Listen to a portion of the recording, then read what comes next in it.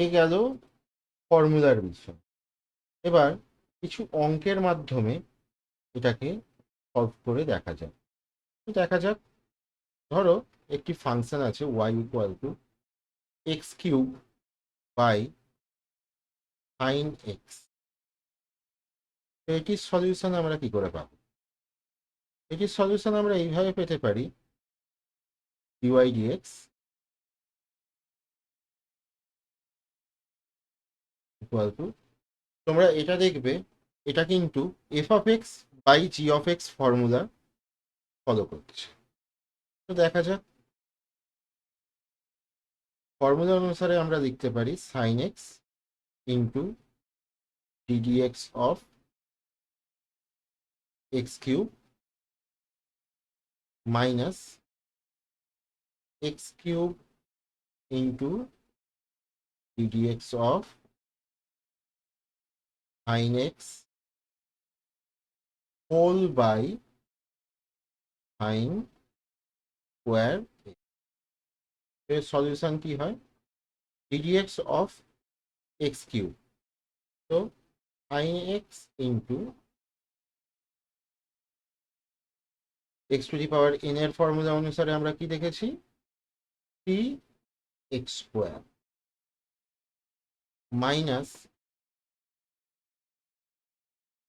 X cube into sine x এর ডিফারেন্সিয়েশনের formula দেখা যায়।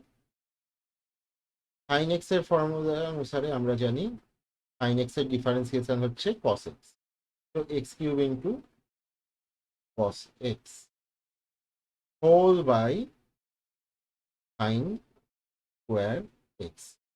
এটি হলো এটার সলিউশন। তো দেখা যাক এরপর আরেকটি উদাহরণ। এখানে আমরা দেখছি ওয়াই ইকুয়াল টু আমাদের দেওয়া আছে sine x minus cos x whole into e to the power x. তো এর ডিফারেন্সিয়েশন কি হবে? ডিওয়াই ডিএক্স করলে আমরা পাবো d dx of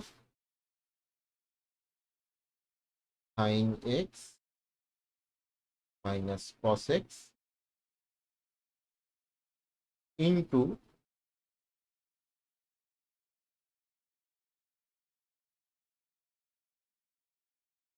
e to the power x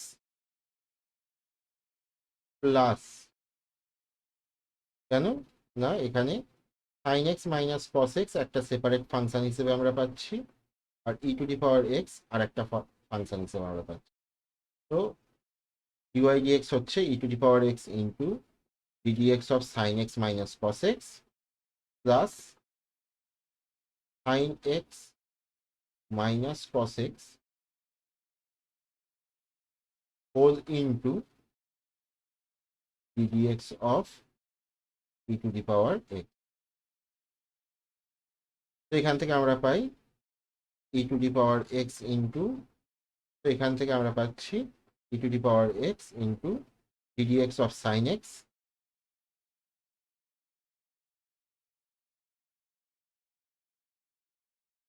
minus d dx of cos x plus sin x minus cos x into d dx of e to the power x. এর solution হয় e to the power x into sine x এর differentiation হচ্ছে cos x, cos x এর differentiation হচ্ছে minus sine x, তো minus minus এটা plus হয়ে যাবে, plus sine x plus e to the power x into, কারণ e to the power x এর ডিফারেন্সিয়েশন হচ্ছে e to the power x sine x minus cos x। তো এটাকে solution করলে আমরা পাই e to the power x cos x plus e to the power x sin x plus e to the power x sine x minus e to the power x cos x. তো এই e to the power x আর এই e to the power x cos x দুটো কেটে যাবে। পড়ে থাকে কি? পড়ে থাকে হচ্ছে 2 into e to the power x sine x. এবার আরেকটি উদাহরণ দেখা যাক। তো আরেকটা উদাহরণ দেখা যাক। এই উদাহরণে ধরো আমাদের আছে y(x) equal to y of x equal to 5x cube minus 3x square plus 2x minus 8। তো এর ডিফারেন্সিয়েশন করলে আমরা পাই ddx of y equal to ddx of 5x cube minus ddx of 3x square plus ddx of 2x minus ddx of 8। তো প্রথমেই আমরা জানছি কি এটা ddx of 8 এর ভ্যালু অলওয়েজ 0 হবে, কারণ এটা কনস্ট্যান্ট।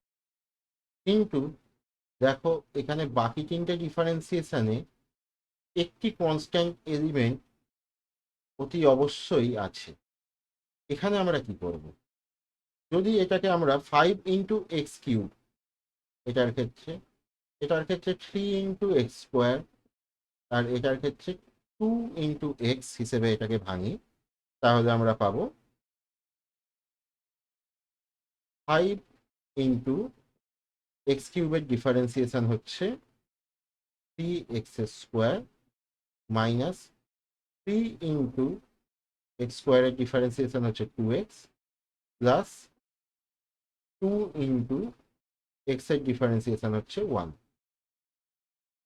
তো এখানে আমাদের ভ্যালুটা আসছে 15x স্কোয়ার মাইনাস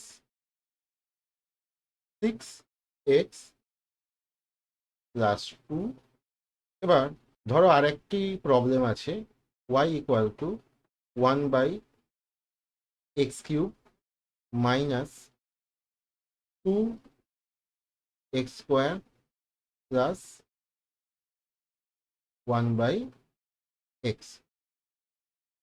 এখানে আমরা কি করতে পারি?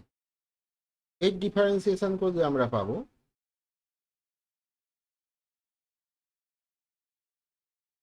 ddx of y equal to ddx of 1/x cube minus ddx of 2x square plus ddx of 1/x। তো এখানে এই 1/x কিউব আর 1/x এই দুটোকে আমরা এইভাবে লিখতে পারি, মানে এই ইকুয়েশনটাকে এইভাবে আমরা লিখতে পারি x to the power -3 minus 2x square plus x to the power -1। তো আগের ফর্মুলা অনুসারে আমরা যদি এটাকে x to the power n এর ফর্মুলায় ভাঙি, আমরা কি পাবো? Minus 3 into x to the power -4 minus of 4x minus x to the power -2। তো এটা এই প্রবলেমটা এইভাবে ভাঙা যেতে পারে যে